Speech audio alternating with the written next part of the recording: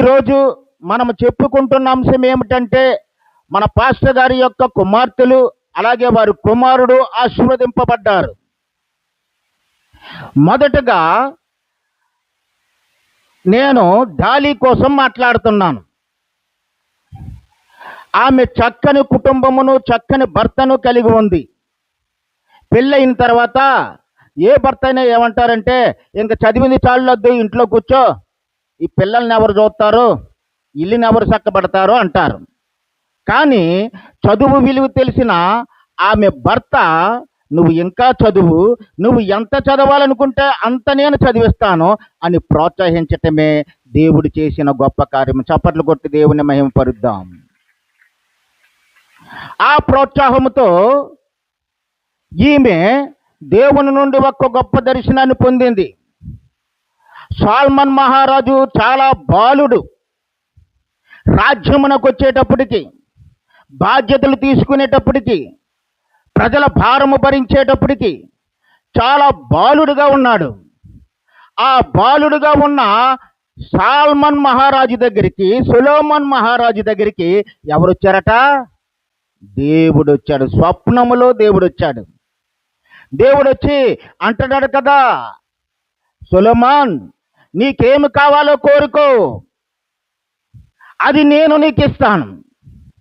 ఏమి కావాలో కోరిక అంటే, మన దగ్గరికి దేవుడు వచ్చి, అమ్మా నీకేం కావాలో కోరుకో అని ఆడవారిని అడిగారు అనుకో, ప్రభువా రేపు సీఎంఆర్కి వెళ్ళాలనుకుంటున్నాను, అక్కడ మంచి పట్టు చీరలు తీసుకోవాలనుకుంటున్నాను, అలాగే అక్కడ జిఆర్టీకి కానీ లలిత జ్యువెలరీకి కానీ వెళ్ళి నాకు చక్కని గాజులు, చక్కని నగలు, కంఠభూషణాలు, చెవులకి ముక్కులకి ఇవన్నీ కావాలనుకుంటున్నాను. అందరూ వేసుకుని తిరుగుతున్నారు ప్రభువా, నేనే ఇలా మిగిలిపోయాను అని అడుగుతాం. మరి ఈయన సొలొమోను మహారాజు ఈయన అలాంటివి అడగలేదు. ఈయన ఏమడిగాడంటే, దేవా నువ్వు నాకు జ్ఞానము నువ్వు. జ్ఞానం దేని నుండి వస్తుందండి? చదువుకుంటే వస్తుంది. జ్ఞానం దేని నుండి వస్తుంది? చదువు నుండి వస్తుంది. నాకు జ్ఞానము నువ్వు.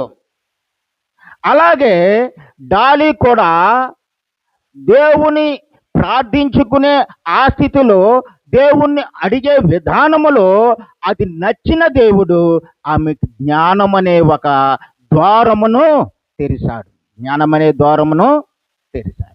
చూడండి, అక్కడ చూస్తే మొదటి రాజుల గ్రంథము 4వ అధ్యాయము 29వ వచనములో దేవుడు దావీదుకి జ్ఞానం ఇచ్చిన తర్వాత దేవుని వాక్యం ఏమని మాట్లాడుతుందంటే, దేవుడు జ్ఞానమును బుద్ధిని వర్ణింప సత్యము కాని వివేచన గల మనసును సొలొమోనుకి ఇచ్చిన 3 ఇచ్చాడటండి. ఒకటేమిటి ఇచ్చాడంటే, దేవుడు జ్ఞానమునిచ్చాడు. నాలెడ్జ్, తెలుసుకునే స్థితి, బుద్ధి, గ్రహించే స్థితి, వివేచన, మంచి చెడ్డలను వివేచన చేసి విడగొట్టి వాటి ప్రకారంగా వెళ్ళే స్థితిని కూడా సొలొమోనుకి ఇచ్చాడు. ఈ సొలొమోనుకి ఇచ్చినవి ఈ 3 బట్టి సొలొమోను అనేకమైన సంవత్సరాలు ఆ రాజ్య పాలన చేయగలిగాడు. అనగా నెమ్మది గల పాలన చేయగలిగాడు. ఇంకా చూస్తే మరి దాన్ని జాలికి అన్వయిస్తే, దేవుడిచ్చిన ఆ మహాకృపాయుక్తమైన జ్ఞానమును బట్టి ఈ లోక సంబంధమైన ఉద్యోగముకైనా, మరి పరలోక సంబంధమైన దేవుని మార్గమును కనుగొనుటకైనా చక్కని జ్ఞానమును డాలీకి ఇచ్చాడు. మరి ఆ స్వప్నములో కనపడినట్లే దేవుడు అడిగిన విధంగా ఆ జ్ఞానమును అనగా చదువును దయచేశాడు. దయచేసి వదిలేయలేదు. ప్రభువా నేను ఫస్ట్ క్లాసులో పాస్ అవ్వాలి అని కోరుకుంది. దేవుడు ఏమన్నాడు? లేదు లేదు, నువ్వు అడిగావు కాబట్టి నేను జాయిన్ చేసి వదిలేశాను, నీ తంట లేదు, నువ్వు పడాను లేదు. ఆయన ఏం చేశాడంటే, ఎస్ ఐ విల్ గ్రాంట్, నేను నీకు ఇస్తున్నాను. అందుకే యోహాను సువార్త 14:14లో యేసు ప్రభు వారు ఒక మాట చెబుతారు, నా నామమున మీరు నన్నేమి అడిగినను నేను చేస్తున్నాను. యథార్థ హృదయముతో దేవుని దగ్గరకు వచ్చి నిష్కపటముగా ప్రభువును నువ్వు అడిగితే నీ యొక్క ప్రార్థన, నీ విన్నపము దేవుడు ఏం చేస్తాడట? నీకు అనుగ్రహిస్తాడట. నేను నీకు చేస్తాను. అది ఎంత కఠినమైనదైనా, అది ఎంత క్లిష్టమైనదైనా, అది ఎంత దూరమైనదైనా నీకు సమీపముగా నేను తీసుకొస్తాను. నేను నమ్మదగిన దేవుడును, నువ్వు నమ్మదగిన విశ్వాసిగా ఉండాలి. దేవుడు కోరుకున్నది అదే. కాబట్టి మరి డాలి విషయంలో దేవుడు మహాద్భుతములు చేశాడు. అందుకే ప్రసంగ అంటున్నాడు 7వ అధ్యాయము 11వ వచనములో, జ్ఞానము అనగా చదువు నుండి మనము పొందుకునేది, దేవుని నుండి మనము గ్రహించేది, స్వాచ్యమంత ఉపయోగమట. స్వాచ్యం అంటే ఏంటండి? మరి ఆ చిన్నాన్నగారు ఉన్నారు, వారు గృహం ఉంది, వారికి ఉన్న సంపాద్యాలు ఉన్నాయి. ఇవన్నీ వారి స్వాచ్యములు, వారు పితరుల నుండి వచ్చినవి, మరి వీరి పిల్లలకు చెందినవి. దేవుడు మన తండ్రి అయినప్పుడు ఆయన మనకిచ్చే ప్రతి ఈవి కూడా, ప్రతి ఆశీర్వాదము కూడా మనకి స్వాచ్యమంతా ఉపయోగము. ఇప్పుడు నేను అనుకుంటున్నాను, మరి రాంబాబు గారు అక్కడ దుబాయ్ అమ్మా ఉంటా, అబుదాబియా, సౌదీలో ఉన్నారు. సౌదీలో ఉన్న రాంబాబు గారు కుదురుండ్రు. ఆయన ఏం చేస్తారంటే, మా మిస్సెస్ ఎంఎస్సి చేసింది కాబట్టి ఇక్కడ నర్సింగ్ టీచింగ్కి సంబంధించిన పోస్టులు ఏమన్నా ఉన్నాయా, నేను నా భార్యను ఇక్కడ తీసుకొస్తే నాకు ప్రయోజనకరంగా ఉంటుంది అని ఆ రీతిలో కూడా ఆయన ఆలోచిస్తారు. అంటే ఈ జ్ఞానము భూ సంబంధమైన జీవనము జీవించుటకు, దేవుడిచ్చిన జ్ఞానము పరసంబంధమైన మార్గమును కనుగొనుటకు దేవుడు మనకు యుక్తమైనదిగా చేసి మనకిచ్చాడు. అందుకే అంటున్నాడు కొలస్సీలకు రాసిన పత్రిక 2వ అధ్యాయము 3వ వచనములు ఏమంటున్నాడంటే, బుద్ధి జ్ఞానములు సర్వ సంపదలు క్రీస్తునందు గుప్తమై ఉన్నది. నువ్వు బుద్ధి కావాలన్నా, జ్ఞానము కావాలన్నా, సంపద కావాలన్నా చదువుకుంటే, ఇంటి దగ్గర ఉంటే అది సంపదగా మారదు. చదువుకున్నప్పుడు దాన్ని ఒక ఉద్యోగముగాను, సంపాదనగాను నీ తెలివితేటలతో దేవుడిచ్చిన మార్గములు వెళ్ళి సంపాదిస్తే అది నీకు ఉపయుక్తం అవుతుంది. వాక్యం అదే చెబుతుంది. బుద్ధి జ్ఞానము సర్వసంపదలు ఇవన్నీ ఎక్కడికి వచ్చేసాయట? ఇప్పుడు యేసు ప్రభు దగ్గరికి వచ్చేసాయి. ఆ యేసు ప్రభు ఇప్పుడు ఎవరున్నారంటే నీ దేవుడై ఉన్నాడు. దేవునికి స్తోత్రము కలుగును గాక. ఆ యేసే నీకు దేవుడై ఉన్నాడు. కాబట్టి సదాకాలము ఆయన ఆశీర్వాదాల్లో నిన్ను నడిపిస్తాడు. దేవునికి స్తోత్రం. ఈ వర్తమానము నుండి మరలా వారి సహోదరి అనగా స్వీటీ యొక్క కుటుంబమునకు వద్దాం. ఆమె వివాహము కూడా దేవుని చిత్త ప్రకారముగానే జరిగింది. మరి వివాహం జరిగిన తర్వాత జీవితము చక్కగా జరుగుతుంది, జీవితము సాఫీగా పోతుంది. ఇద్దరు చక్కగా అన్యోన్యంగా ఉన్నారు. వారి ప్రేమకు ప్రతిఫలంగా 2 పిల్లలు కూడా పుట్టారు. ఆ పుట్టిన పిల్లలు ఎదుగుతూ ఉన్నారు. ఎదుగుతూ ఉన్నప్పుడు మరి ఏం జరిగిందంటే, శ్రీనివాస్ గారు వారి యొక్క జీవితమును ముగించుకున్నారు. అది ఆయన స్వయంకృతాపరాధమై ఉండొచ్చు. దేవుడు కొన్ని హెచ్చరికలు చేస్తాడు. వారి భార్య ఎన్నిసార్లు చెప్పుండొచ్చు ఆయనకి, ఏమండి ఇంత నీరసమైపోతున్నారు, హాస్పిటల్కి వెళ్ళి చూపించుకుందరే. వద్దులద్దు, అదంతే. ఎందుకంటే వయసులో ఉన్నాడు, ఆ నీరసం ఏమీ చేయలేకపోయింది. కానీ ఒకేసారి ఆయన ప్రాణమునకు ముప్పు తీసుకొచ్చింది. ఇప్పుడు ముప్పు తీసుకొచ్చి ఆయన చనిపోయాడు. చనిపోయిన తర్వాత ఆ కుటుంబము చుట్టూ ఒక చీకటి అలుముకుందండి. ఏ కుటుంబంలోనన్నా ఒక పోషించే యజమాని, ఉద్యోగం చేసే యజమాని చనిపోయిన తర్వాత ఆ కుటుంబం బాధ దాన్ని అనుభవించిన వారికే తెలుస్తుంది, మిగతా వారికి తెలియదు. ఆ దుఃఖము, ఆ కన్నీరు, ఆ బాధ, ఆ హృదయములో నుండి పొంగుకొస్తున్న ఆ అలల తాకిడి, తుఫానులు ఎన్నో రకాలుగా ఆ మనుషులను కృంగదీస్తాయి. అటువంటి కృంగుదల చెల్లి కుటుంబములోకి ఒకేసారి వచ్చింది. వచ్చినప్పుడు యజమాని పోయాడు ఒక పక్కనే, వారి పోషణ ఆగిపోయింది. నిజానికి మన బంధువులు ఉంటారు, చాలా మంచివారు. వారి సహోదరుడు కానీ, వారి చెల్లి కానీ, మరి విశేషముగా వారి తండ్రి తల్లి కానీ కుమార్తె దుఃఖపడుతుందని చెప్పి ఆ దుఃఖంలో మేము నీకున్నాము, నీకు అండగా ఉంటామని చెప్పి వారు ఎంతో ఓదార్చి నిజానికి అండగా అన్ని సహాయాలు చేసి ఉంటారు. కానీ కాలం ఏం చేస్తుందంటే అలాగ నడుస్తూ ఉన్నప్పుడు, నేను అనుభవించిన వాడిగా చెప్తున్నాను చెల్లి, కాలం ఏం చేస్తుందంటే అలాగే నడుస్తూ ఉన్నప్పుడు ఒకవైపు ఈ సహోదరుడు యొక్క బాధ్యతలు పెరుగుతాయి, ఒకవైపు చెల్లి బాధ్యతలు పెరుగుతాయి, ఒకవైపు తల్లిదండ్రులు కూడా కృంగిపోతూ ఉంటుంటారు. ఇటువంటి పరిస్థితుల్లో వారు సహాయం చేయడానికి కూడా అవకాశాలు లేకుండా పోతాయి. అయితే ఇప్పుడు ఏమి కావాలి? ఆమెకు ఉద్యోగం కావాలి. శ్రీనివాసు యొక్క ఉద్యోగం పోయింది. మరి ఉద్యోగం లేదు, బ్రతకడానికి బ్రతుకు లేదు, సంపాదించుకోవడానికి సంపాదన లేదు. ఇవేమీ కోల్పోయిన ఈమె ఉద్యోగము కోసము, బ్రతుకు కోసము ఒక ప్రయత్నము చేస్తూ ఉంది. ఆ ప్రయత్నములో ఆమెకు ఉద్యోగం రావడానికి, ఉద్యోగానికి సంబంధించిన అవకాశాలు, దారులు ఎలాగున్నాయని మనం చూస్తే చాలా కఠినముగా, కష్టంగా ఉన్నాయి. అటువంటి పరిస్థితుల్లో దేవుడు ఒక వాక్యము ద్వారా నీతో మాట్లాడాడు. బలపరచబడ్డావు. వాక్యం ఏమిటో చూడండి. ఆది కాండము 40వ అధ్యాయము 13వ వచనము. ఇంకా 3 దినములలోగా, మరలా చదువుతున్నాను, ఇంకా 3 దినములలోగా ఫరో నీ తలను పైకెత్తి నీ ఉద్యోగమును నీకు మరలా ఇప్పించును.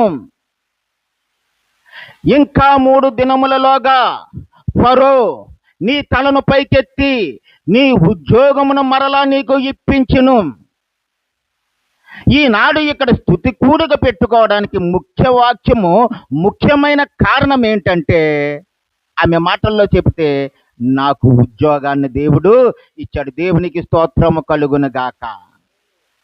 దేవుడు ఎంత తేటగా చెప్పాడో చూడండి. అంటే ఇక్కడ చూసినప్పుడు ఈ వాక్యము యొక్క సందర్భం ఏమిటంటే, యోసేపు అన్నల చేత అమ్మివేయబడి ఐగుప్తుకి తీసుకురాబడ్డాడు. పోతోపర్ ఇంటిలో ఆ పోతోపర్ భార్య యొక్క కుటిలత్వం వలన చెరసాల పాలయ్యాడు. ఇది కథ మీకు తెలిసింది కాబట్టి చక్కని మాటల ద్వారా ముందుకెళ్ళిపోతున్నాను. చెరసాలలో ఉన్నాడు. ఇప్పుడు చెరసాలలో ఉన్న యోసేపును మామూలుగా రాళ్ళు కొట్టించలేదండి ఆ చెరసాల అధిపతి. రేయ్, నువ్వు ఖైదీవురా, నువ్వు బాత్రూములు తొడరా అనలేదు. మామూలు వ్యక్తినైతే, దేవుని దీవెన లేని వాడినైతే, దర్శనం లేని వాడినైతే ఈ లోక సంబంధాలు అలాగ ఉపయోగించుకుంటారు. యోసేపును అలాగ ఉపయోగించుకోలేదు. ఈ యోసేపును ఏం చేశాడంటే అక్కడున్న ఖైదీలందరి మీద ఏం చేశాడు? సూపర్వైజర్ని చేశాడు. దేవునికి స్తోత్రం. చప్పట్లు కొట్టి దేవుని మహిమపరచండి. సూపర్వైజర్ని చేశాడు. అంటే ఈయన ఏ పని చేయట్లేదు. ఖైదీలు ఎంతమంది ఉన్నారు, వారికి ఏం జరుగుతుంది, ఏమేమి ఉన్నాయి, వారు ఎలాగున్నారు, వారి మానసిక స్థితి ఎలాగుంది, ఇవన్నీ చేసే సూపర్వైజర్గా ఉన్నాడు. అతను ఒక గదిలో ఉన్నాడు. మరి ఖైదీలకు ఒక గది ఇస్తారు కదా, ఆ గదిలో ఉన్నాడు. ఇప్పుడు ఏం జరిగిందంటే, ఫరో రాజు గారి యొక్క ఆ రాజవాసంలో ఒక కుట్ర జరిగింది. ఏమిటి ఆ కుట్ర? ఫుడ్ పాయిజన్ లేకపోతే డ్రింక్ పాయిజన్ అయింది. ఆయన స్వీకరిస్తున్న ఆహారంలో కానీ, ఆయన తాగుతున్న పానీయంలో కానీ ఏదో విషము కలపబడి ఫరో రాజుకి కుట్ర జరిగిందని తెలిసిపోయింది. తెలిసిపోతే అక్కడ సప్లై చేసే వాళ్ళు ఎవరు? 2 ఉన్నారు. ఆ 2 ఎవరెవరంటే బైబిల్ ఏమంటుందంటే, ఒకడేమో బట్లర్ అంటుంది ఇంగ్లీష్ బైబిల్లో. బట్లర్ అంటే అర్థం ఏంటంటే మనం తిడతాం, ఒరే బట్లర్ గాడిలాగా అలా చేస్తున్నాయి వీటర్ అంటాం. బట్లర్ గాడు అంటే తక్కువ మాట కాదు. అది పెద్ద పెద్ద వారికి పానీయాలు కలిపి, అంటే ద్రాక్షారసము కానీ ఆ పానీయాలు ఏమైతే తాగుతారో వాటిని చక్కగా సరైన మోతాదులో కలిపి వారికి అందించేవాడు ప్రధానమైన వాడు బట్లర్. వీరిని తెలుగులో పానదాయకుడు అంటారు. పానదాయకుడు. ప్రతిరోజు కూడా ఫరో గారు తాగుతున్న ఆ పానీయాల్లో, ద్రాక్షారసములో కానీ, ఆయన తాగుతున్న మజ్జిగలో కానీ, ఆయన తాగుతున్న డ్రింక్స్లో కానీ ఇప్పుడు ఏమంటున్నాం? మిల్క్ షేక్స్ అంటున్నాం, రోజ్ మిల్క్ అంటున్నాం. ఈ రోజుల్లో ఈ ఫ్యాషన్స్, ఆ రోజుల్లో ఏ ఫ్యాషన్సో, ఆ రోజుల్లో ఏమి వారు చేసేవారు. అవి చేసేవారిలో మహాదిట్ట ఈ పానదాయకుడు, అంటే బట్లర్. ఈయన ఆ తర్వాత రెండవ వాడు ఏమిటంటే, వాడు ఫుడ్ మీద మేనేజర్, మెయిన్ చెఫ్ అంటాం కదండి. ఆహార పదార్థాలు ఏమేమి వండాలో, ఏమేమి పెట్టాలి, రాజుగారికి ఏది ఇష్టం, ఏ మోతాదులో కారం వేయాలి, ఏ మోతాదులో ఉప్పు వేయాలి, ఏ మోతాదులో మసాలా వేయాలి, రాజుగారు ఆరోగ్యాన్ని దృష్టిలో ఉంచుకొని తయారు చేసేవాడు చెఫ్, మాస్టర్ చెఫ్ అంటారు. ఈయన్ని ఆ పానదాయకుడు, భక్ష్యకారుడు, వీళ్ళిద్దరూ పట్టుబడ్డారు. వాళ్ళిద్దరిలో దొంగ ఎవరో తెలుస్తలేదు, కుట్రదారుడు ఎవరో తెలుస్తలేదు. ఆ విచారణ జరిగే వరకు, విచారణ అంటే నిజానిజాలు తెలుసుకునే వరకు వీరిద్దరిని తీసుకెళ్ళి జైల్లో వేసేయండిరా అన్నాడు ఫరో. వారిద్దరిని తీసుకెళ్ళి అక్కడ తీసుకెళ్ళి తోసారు. యోసేపు ఏ గదిలో అయితే ఉంటున్నాడో ఆ గదిలోకి తోసేశారు. ఎక్కడే ఉండండి, మీకు నిజానిజాలు తీర్పు వచ్చే వరకు ఇక్కడే ఉండండి, ఎవడు దుష్టుడో ఎవడు దుర్మార్గుడో తేలే వరకు అని అక్కడ ఉంచేశారు. ఉంచేసిన తర్వాత ఇప్పుడు ఏం జరుగుతుందంటే, అక్కడ ఉంచేసిన తర్వాత ఆ చెరసాలలో వారు ఉండిపోయారు. చెరసాలనగా ఒకటి గుర్తుపెట్టుకోండి, చెరసాలనగా నీ జీవితంలో భారమైన పరిస్థితి. ఒక చిలకను తీసుకొచ్చి, ఒక పక్షిని తీసుకొచ్చి పంజరంలో నువ్వు బంధించేసి ఉంచావనుకో, అది దానికి చెరసాల, దాని జీవితం ఇంకక్కడే ఆగిపోతుంది. అలాగే ఒక ఖైదీ, ఒక దొంగ, నరహంతకుడు ఎవరైనా సరే జైలుకి వెళ్ళి ఆ జైలు గోడల మీద ఉన్నాడంటే ఎక్కువ జీవితము ఆ జైలుకే అంకితమైపోయి ఆ జీవితంలో ఉన్న చీకటి, ఆ జీవితంలో ఉన్న బాధ వారిని ఎంతగానో కృంగతీస్తూ ఉంటుంది. ఈ ఇద్దరు హృదయము కూడా అలాగే అయిపోయింది. ఎవరెవరు? పానదాయకుడు హృదయము, భక్ష్యకారుడు హృదయము. ప్రతి రాత్రి ప్రతి పగలు వారు కుమిలి ఏడుస్తున్నారు, బాధపడుతున్నారు. చుట్టూ చీకటి, చెరసాలలో ఉన్నారు. వర్ణింప సత్యము కానీ అన్నిటికంటే ముఖ్యంగా వారికి ఇప్పుడు ఏమి లేదండి, ఇది గుర్తుపెట్టుకోవాలి, వారిద్దరికి ఏమి లేదు, ఉద్యోగము లేదు. ఉద్యోగం పోయింది చెప్పాలా. వారికి ఇప్పుడు ఏమి లేదు, ఉద్యోగం లేదు, బ్రతుకు లేదు, జీవించే విధానం పోయింది. కాబట్టి వారికి ఉద్యోగం లేదు. ఈ ఉద్యోగం లేని స్థితిలో వారు నిరాశతో ఉన్నారు, కష్టంలో ఉన్నారు, చెరసాలలో ఉన్నారు. చెరసాలలో ఉన్నప్పుడు వారు వెలవెల్లాడుతూ ఉన్నారు. అటువంటి పరిస్థితే ఇప్పుడు స్వీటీకి వచ్చింది. శ్రీనివాస్ చనిపోయిన తర్వాత ఆ దుఃఖం నుండి మళ్ళుకుందారంటే, నేను ఎలా బ్రతకాలి, పిల్లలతో నేను ఎలా బ్రతకాలి, పిల్లలు చిన్నపిల్లలు, వారు ఎదుగుతున్నారు. వారు ఎదుగుదలతో పాటు ప్రతి సంవత్సరము వారు స్కూల్ ఫీజులు పెరుగుతాయి, వారు వస్త్రాలు, వారి యొక్క సమస్త సౌకర్యాలకి ఎంతో ఖర్చు అవుతుంది. ఎంత ఖర్చుని మా అమ్మా నాన్నలు భరిస్తారు, ఎంత ఖర్చుని మా తమ్ముడు భరిస్తాడు, ఎంత ఖర్చుని మా చెల్లి భరిస్తుంది. నా జీవితము చీకటిమయమైపోయింది, నా బ్రతుకు అగాధమైపోయింది, అంధకారమైపోయింది అని కుమిలి ఆ చెరసాలలో ఉన్న వారి వలె స్వీటీ కూడా, నేను ఎంతో దేవుడికి ప్రార్థన చేశాను, మొర్ర పెట్టుకున్నాను, మా అమ్మా నాన్నలకు తెలియదు కానీ నేను దుఃఖించాను, కన్నీరు కాచాను, దేవుడి పాదాలు తడిపోయినంది. దేవునికి స్తోత్రము కలుగును గాక. దేవుడి పాదాలు, యేసయ్య పాదాలు తడిపానంది, యేసయ్య పాదాలు తడిపానంది. కాబట్టి ఈ వాక్యమును బట్టి ఇప్పుడు స్వీటు కోసము కానీ, లేదా మనము చదువుకున్న ఆ కంటెంట్ భాగమును బట్టి కానీ 3 విషయాలు చెప్పి నేను త్వరగా ముగించేస్తాను. ఎందుకంటే నాకు మరలా సాయంకాలం ఓకలపూర్లో ఒక మీటింగ్ ఉంది, కొంచెం రెస్ట్ తీసుకోవాలి, అక్కడ పోవాలి. ఒకటి ఏమిటంటే, ఈ కంటెంట్ని బట్టి మొదటిది ఏంటి? ప్రతి మనిషి భవిష్యత్తు దేవుడి చేతిలో ఉంది. చెప్పండి, ప్రతి మనిషి భవిష్యత్తు దేవుడి చేతిలో ఉంది. ఇప్పుడు మీకు అన్వయించుకోండి. నా భవిష్యత్తు చెప్పరే, మీ ఎవరికి నూరులు లేవా? తిట్టుకోనాకు నూరులు వస్తాయి, కేకలు వేసుకోనాకు నూరులు వస్తాయి, గోల్ చేయనాకు నూరులు వస్తాయి, దేవుడు మాటలు మాట్లాడడానికి నూరు రావట్లేదే. ఇప్పుడు చెప్పండి, నా భవిష్యత్తు దేవుని చేతిలో ఉంది. నా భవిష్యత్తు దేవుని చేతిలో ఉంది. ఒకటేమిటంటే మన భవిష్యత్తులన్నీ కూడా దేవుని చేతిలో ఉన్నాయి. వీరికి తెలియదు, చెరసాలలో ఉన్న వారికి. నా ఉద్యోగం పోయిందే, నా బ్రతుకు తెరువు పోయిందే, నాకు ఉరిశిక్ష చేసేస్తాడేమో, నా జీవితం ముగింపుకు వచ్చేసిందే అనుకున్నారు.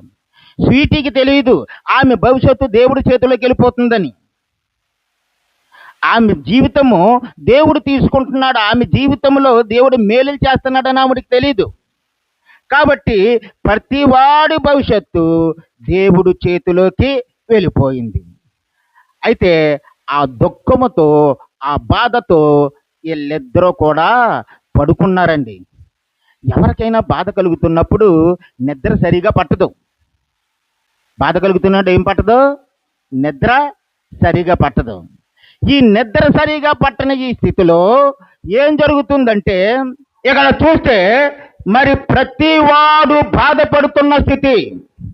మనము కూడా ఎంతో బాధపడుతూ ఉంటాం. స్వీటీ కూడా ఎంతో బాధపడుతూ ఉంది.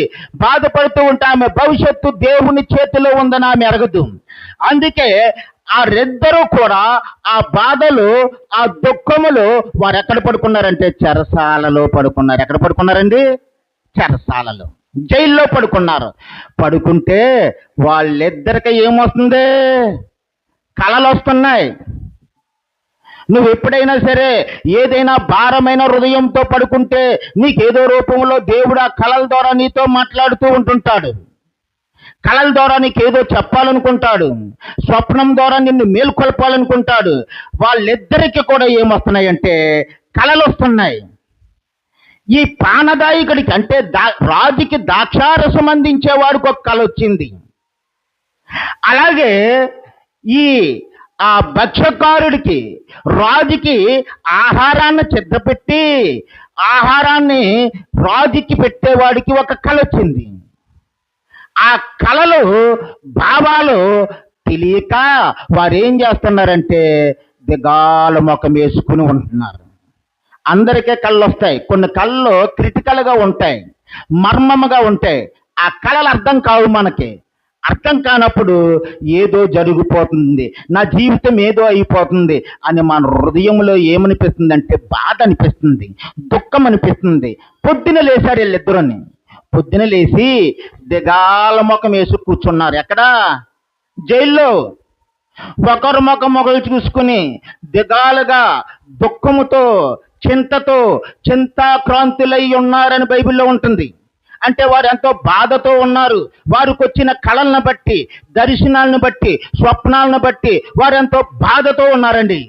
బాధతో ఉన్నప్పుడు ఆ టైంలో ఎవరున్నారు అక్కడ? మరి ఈ జైలర్స్ అందరి మీద దేవుడు ఏర్పరిచిన సూపర్వైజర్ ఉన్నారు. ఎవరు? ఆయన పేరు యోసేపు. ఆ యోసేపు గదిలోకి వచ్చాడు. వచ్చి వారిద్దరిని చూశాడు. చూసి, బ్రదర్స్, ఎందుకు మీ ముఖాలు అలాగున్నాయి అని అడిగాడు. వారు ఏం మాట్లాడతలేదు. చెప్పండి అయ్యా, దుఃఖంతో ఉన్నారు ఎందుకు? మీకు మేలు జరుగుతుంది, మీకు ఏమైందో, ఏం జరిగిందో నాకు చెప్పండి అంటే ఒక్కొక్కడు వారి వారి కలల్ని ఎవరికి చెప్పాడంటే యోసేపుకి చెప్పారు. దేవుని వాక్యం ఏమంటుందంటే ప్రతి వాడి జీవితము దేవుని చేతిలో ఉంది. ఆదికాండము 40వ అధ్యాయము 8వ వచనములో యోసేపు వారిని చూసి అంటున్నాడు, భావములు చెప్పుట దేవుని అధీనమే కదా. మీకు కలలు వచ్చాయి, దేవుడు మీతో మాట్లాడాడు, అవి మర్మముతో కూడుకున్నవి, అవి చాలా శ్రేష్టమైనవి. మీ జీవితాలు ఏమవుతాయో, మీ యొక్క బ్రతుకు ఏమవుతుందో దేవుడు ముందుగానే కలల ద్వారా మీకు చూపించాడు. అందుకే నేను ఒకటి చెప్తున్నాను, ఈ వాడి జీవితము దేవుని చేతిలోనే ఉంది. ఇక్కడ ఏమంటున్నాడు? భావములు చెప్పుట. నాకేం చేత కాదండు, నేను మీలాంటి మనిషినే. నేను దేవుణ్ణి అడుగుతాను, దేవుడు ఆ భావాలనే చెబుతాడు. భావములను చెప్పుట దేవుని అధీనమే కదా అని ఆ కళలు చెప్పమన్నప్పుడు ఒక్కొక్కడు ఆ పానదాయకుడికి వచ్చిన కళ చెప్పాడు. అయ్యా, నాకొక కళ వచ్చిందయ్యా, నాకొక ద్రాక్షావల్లి కనపడింది. ద్రాక్షా చెట్టు కనపడింది. ఆ ద్రాక్షా చెట్టుకు 3 తీగలు వచ్చాయి. ఒక ద్రాక్ష చెట్టు కనపడిందట. ఆ ద్రాక్ష చెట్టుకి ఏమొచ్చాయి? 1వ తీగ, 2వ తీగ, 3వ తీగ వచ్చాయి. ఈ 3 తీగలు ఏమయ్యాయి అంటే ఆ తీగలకు పువ్వులు వచ్చాయి. 3టికి ఆ పువ్వులు పండ్లుగా మారాయి. ఆ పండ్లు నేను కోసి రసము తీసి ఫరో గిన్నెలో పోసి ఫరో గారికి నేను ఇచ్చాను. షబాస్, మంచి కళ కన్నావయ్యా బ్రదర్ నువ్వు. ఏమిటి బాబు ఈ మంచి కళ? నాకైతే భయముగా ఉంది. ఏమీ లేదు, కాలములన్నీ కూడా దేవుని స్వాధీనంలో ఉన్నాయి. నీ భవిష్యత్తు కూడా దేవుడి స్వాధీనంలో ఉంది. నీ జీవితము కూడా దేవుని స్వాధీనంలో ఉంది. దేవుడు నీకు జరగబోయేది చెప్తున్నాడు. 3 దినముల తర్వాత ఏం జరుగుతుందో నేను చెప్తున్నాను, విను. ఒక ద్రాక్షావల్లి ఉంది. ద్రాక్షావల్లికి 3 తీగలు వచ్చాయంటే అవి 3 దినములు. ఎన్ని రోజులండి అది? 3 రోజులు. ఈ 3 రోజులలో నీ గురించిన ఎంక్వైరీ అంతా జరుగుతుంది. సిఐడి ఎంక్వైరీ జరుగుతుంది, లేకపోతే సిబిఐ ఎంక్వైరీ జరుగుతుంది. ఆ వంట చేసేవాడు తప్పు చేశాడా, ద్రాక్షారసం కలిపేది నువ్వు తప్పు చేసావా అనేది సీక్రెట్గా ఎంక్వైరీ జరిగిపోతుంది. ఆ ఎంక్వైరీలో నువ్వు తప్పు చేయలేదు, నిర్దోషివి అని తేలుతుంది. అప్పుడు ఫరో నిన్ను దగ్గరికి పిలిచి నీ సిగ్గుతో తలదించుకున్న నీ తలను పైకెత్తి మరలా నీ ఉద్యోగమును నీకు ఇస్తాడు. దేవునికి స్తోత్రం కలుగును గాక. మరలా నీ యొక్క బాధ్యతను నీ ఇస్తాడు. అందుకే కీర్తనకారుడు అంటున్నాడు 31:15 అంటున్నాడు, నా కాలగతులు నీ వశములో ఉన్నవి. కాలగతి అనే మాటకి ఇక్కడ అర్థం ఏమిటంటే భవిష్యత్తు. దేవుడు మనకై నిర్ణయించిన భవిష్యత్తు ఎవరి వశములో ఉన్నాయట? దేవుని వశములో. ప్రియమైన విశ్వాసి, వింటున్నావో విశ్వాసి, నీ జీవితము, నీ బ్రతుకు సమస్తము కూడా ఎవరి స్వాధీనములు, ఎవరి వశములో ఉన్నాయంటే దేవుని వశంలో ఉన్నాయి. కాబట్టి ఈ 2 ఉద్యోగులు కూడా మా భవిష్యత్తు దేవుని చేతిలో ఉందని ఆ చెరసాలలోనే ఉన్నారు. అలాగే స్వీటీ కూడా, ప్రభువా నేను ప్రార్థన చేసుకుంటున్నాను, నా భవిష్యత్తు నీ చేతిలోనే ఉందయ్యా, నాకు దారి లేదయ్యా అని చెప్పి ఆ గదిలోనే ఉండిపోయింది. దేవునికి మహిమ కలుగును గాక. ఇక 2వ పాయింట్కి వస్తున్నాను. ఈ 3 పాయింట్లు ఎప్పుడు అవుతాయిరా బాబు, మాకు ఆకలేస్తుంది అనుకుంటున్నారు మీరు. దేవుడి దగ్గరికి వచ్చేటప్పటికి లేటుగా వస్తారు, ప్లేట్ దగ్గరికి వెళ్ళేటప్పటికి స్పీడ్గా వెళ్తారు. అంటే మన దృష్టిలో దేవుడి కంటే మన ముందు పెట్టబడిన, చెప్పరా సతీష్, ప్లేటే గ్రేట్. ఇక్కడ చూద్దాం. 2వది ఏంటంటే, ఒకటి మనం చూసాం మన భవిష్యత్తు దేవుని చేతిలో ఉంది. ఇక 2వది ఏమిటంటే దేవునికి ఒక సమయం ఉంది. నువ్వు ఎప్పుడు ప్రార్థన చేస్తావు అప్పుడు టక్కమని మంత్రం వేసినట్టు ఇలా నీ చేతిలోకి వచ్చేది ఏదిని. మనుషులు బలహీనత ఏంటంటే, ప్రభువా నాకు ఉద్యోగం వచ్చేయాలి అని నేను ఇలా కళ్ళు తెరిచిన వెంటనే ఆ అపాయింట్మెంట్ లెటర్ నా చేతిలోకి వచ్చేస్తే ఎంత బాగున్నో అనుకుంటాం. దేవుడికి ఒక సమయం ఉంటుందని ఎరగం. మనుషులు ఏమనుకుంటారంటే, ప్రభువా మా పిల్లలు చక్కగా చదువుకోవాలి అని వెంటనే టక్కన పాస్ అయిపోయే సర్టిఫికెట్ వచ్చేయాల, నాకు ఒక ఇల్లు కావాలి అని వెంటనే ఏదో సినిమాలో టక్కమని కట్టేస్తారు కదా ఇల్లులు, ఒక 3 నిమిషాల్లో కట్టినట్టు చూపించేస్తాడు. అలాగ దేవుడికి కట్టేసి ఇచ్చేయాలనుకుంటారు. కాదు, దేవుడు నీకంటూ ఒక సమయాన్ని ఏర్పరిచాడు. నీకు ఒక సమయం ఉంది. నువ్వు ఓవర్టేక్ చేయడానికి, విజయం సాధించటానికి, అపజయము నుండి నువ్వు జయములోనికి రావడానికి దేవుడు నీకు ఒక సమయం నిర్ణయించాడు. ఆ సమయము దేవుని సమయము. మరి ఏంటి ఆ దేవుని సమయం అంటే, ఆ 3 రోజులు పూర్తయ్యాయి. ఆ చెరపట్టి ఉన్నవారు, దిక్కి తోతని వారు ఏం చేస్తాడంటే ఆ దుఃఖములో ఉన్నారు. పిలుపు ఎప్పుడు వస్తుంది ఫరో దగ్గర నుండి? ఎప్పుడు మమ్మల్ని విడుదల చేస్తాడు, ఎప్పుడు మమ్మల్ని శిక్షిస్తాడు, ఎప్పుడు మా బ్రతికేమవుతుందో అని అంధకారంలో ఉన్నారు. మరి దేవుని సమయం కోసం వారు చూడలేదు. కానీ అయ్యో, మా బ్రతుకులు ఈ సమయమంతా, ఈ కాలమంతా ఇలాగే ఉండాలా అని అనుకుంటున్నారు. ప్రియమైన విశ్వాసి, వీరికి కూడా ఒక సమయం వచ్చింది. అందుకే ప్రసంగ అంటున్నాడు, ఏమంటున్నాడు? 3వ అధ్యాయము 1వ వచనములో, ప్రతి దానికి సమయము కలదు. దేనికట? ప్రతిదానికి సమయం కలదట. ఇల్లు కొట్టుకోవడానికి ఒక సమయం ఉంది, పెళ్లి చేయడానికి ఒక సమయం ఉంది, ఊరు వెళ్ళడానికి ఒక సమయం ఉంది, తిరిగి ఇవన్నీ కూడా దేవునికి తెలుసు. నువ్వేం చేస్తున్నావో దేవునికి తెలుసు. ప్రతి దానికి ఒక సమయం కలదు. ఆకాశముకు క్రింద ప్రతి ప్రయత్నమునకు సమయం కలదు. ఆకాశం కింద మనుషులు ఉంటారు కదా, సృష్టి ఉంది కదా, ప్రకృతి ఉంది కదా, సమస్తం ఉంది కదా, వాటికి ప్రతి దానికి కూడా ఒక సమయం ఉంది. ఆ చెట్టు ఎప్పుడు పూయాలో కూడా దేవుడికి తెలుసు. ఆ చెట్టు ఎప్పుడు కాయాలో అది దేవుడికి తెలుసు.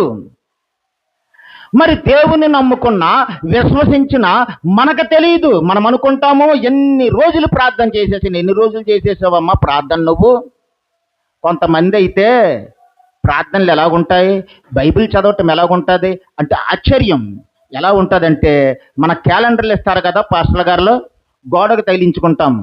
ఆ ఒక వాక్యం చదివేసి, ఈరోజు నేను బైబిల్ చదివేశాను ప్రభువా, బైబిల్ చదివేశాను కదా, నువ్వు చెప్పేసుకుంటున్నావు. అక్కడే మరలా 2 నిమిషాలు ప్రార్థన, ప్రభువా నేను బయటికి వెళ్తున్నాను, ఏ అపాయం కలగకుండా, వెళ్ళేటప్పుడు వచ్చేటప్పుడు మీ బంగారు దూతలను నా చుట్టూ పెట్టేయి. దేవుడికి పని లేదు. ఇంకా మనం ఎక్కడికి వెళ్ళినా ఆయన దూతలను మన చుట్టూ పెట్టేస్తాడు. దేవుడికి ఒక సమయం ఉంది. ప్రతి విషయంలో దేవుడికి ఒక సమయం ఉంది. ఆ సమయమును బట్టి మనము దేవుణ్ణి వేడుకోవాలి. ప్రభువా, తగిన సమయంలో నన్ను హెచ్చించవయ్యా, నీ సమయంలో నన్ను విడిపించవయ్యా అని వేడుకోవాలి. వీరికి ఒక టైం వచ్చింది. ఆ టైం వచ్చినప్పుడు యేసోబు వారి కలల భావమును అడిగినప్పుడు ఆ కలల భావం చెప్పి, ఓ పానదాయకుడా, 3 రోజులలో ఫరో నిన్ను పిలుస్తాడు, నీలో తప్పు లేదని తెలుసుకుని మరలా నీ ఉద్యోగాన్ని నీకు ఇస్తాడు.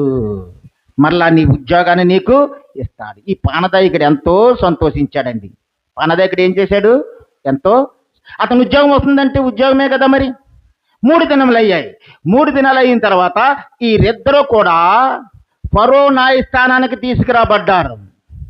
వీరి కోసం ఎంక్వైరీ చేసిన ఆ సిఐడీలు కానీ, ఆ పోలీసులు కానీ, తప్పంతా ఆహారము తయారు చేసిన వాడి దగ్గరే ఉంది కానీ పానీయం ఇచ్చిన వాడి దగ్గర లేదు అని చెప్పి రాజుకి రిపోర్ట్ ఇచ్చారు.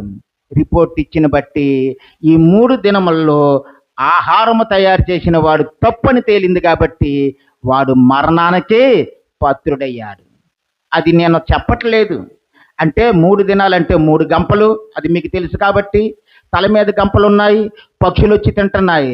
యోసేపు చెప్తాడు, 3 దినములలో ఫరో నిన్ను చెయ్యకి వేలాడదీయంతాడు, ఆ కొయ్యకి వేలాడదీసిన నీ తలను పక్షులు పీక్కు తింటాయి, అంటే నువ్వు చస్తావు అని చెప్పాడన్నమాట. ఎవరికే?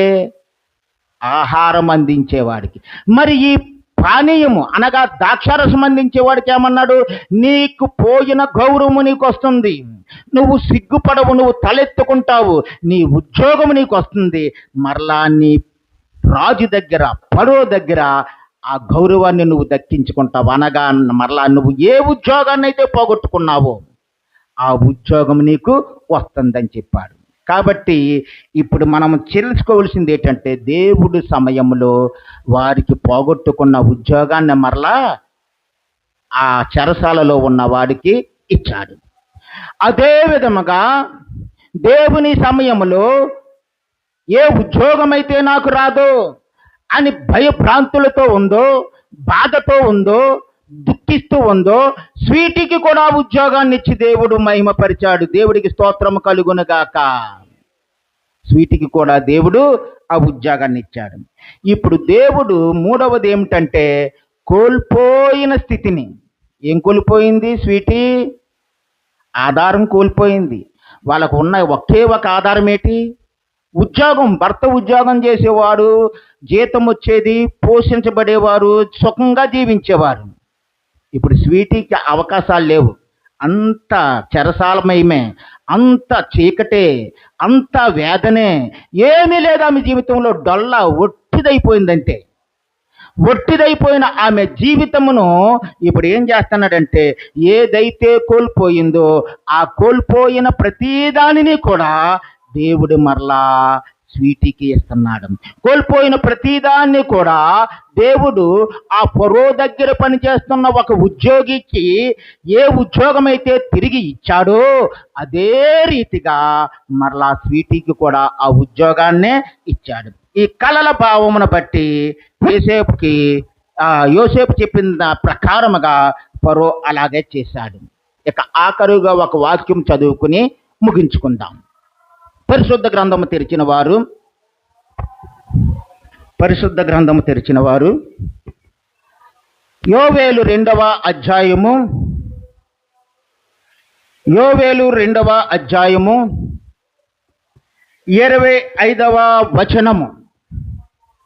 దేవుడు కోల్పోయిన నీ స్థితిని మరలా ఎలా తీసుకొస్తాడో చూద్దాం.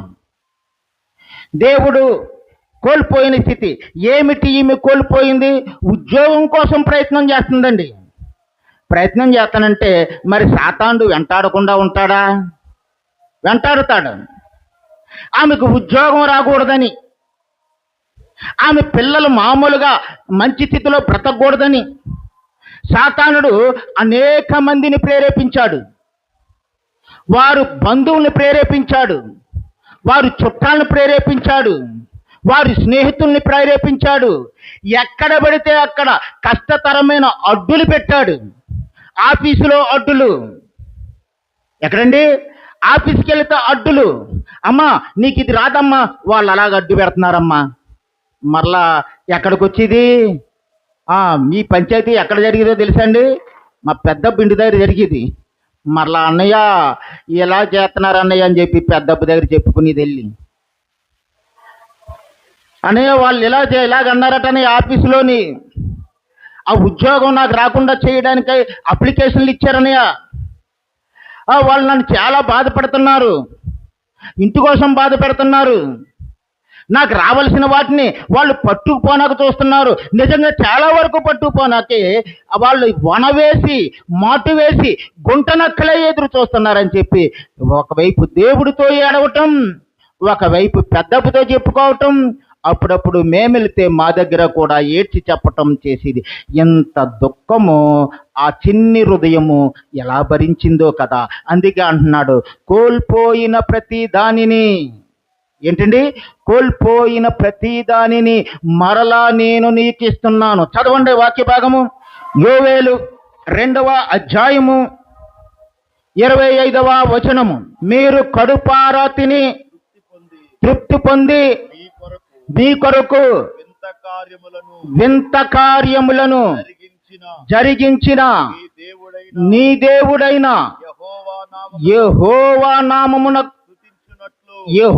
నామమును స్తుతించినట్లు నేను పంపిన మిడతలను, గొంగలి పురుగులను, పసరు పురుగులను, చీడ పురుగులను అను నా మహాసైన్యమును తినివేసిన సంవత్సరముల పంటను నీకు మరలా ఇప్పించాలండి. ఏమన్నాడు దేవుడు ఇక్కడ? అమ్మా ఇదిగో నువ్వు నన్ను స్తుతించుటకు గాను ఏ గొంగళ పురుగులైతే వచ్చి నిన్ను బాధ పెట్టాయో. ఒక్కోసారి దేవుడు మనకి కష్టాన్ని అనుమతిస్తాడు. అయ్యా నాకెందుకు కష్టం పెట్టావు అని యోబు అనలేదు. యోబు అంటే యోబు గ్రంథంలో ఆయన పేరే రాయబడి ఉండదు, అంతే కదా. అసలు ఆ గ్రంథమే ఉండదు. ఆయన అనలేదు కాబట్టి దేవుడి చేత ఎన్నిక చేయబడ్డవాడుగా ఉన్నాడు. కష్టాలు దేవుడు అనుమతిస్తాడు. అబ్షలోమును చూసి దావీదు పారిపోతున్నాడు, అడవులంట పారిపోతున్నాడు. ఆ పారిపోవటానికి దావీదుకి దేవుడు అనుమతించాడు. కొన్ని నేర్చుకోవాలి. నీకు కష్టాలు కొన్ని గుణపాఠాలు నేర్పాయి. ఎవరట వాళ్ళు? ఎవరట? మిడతలు.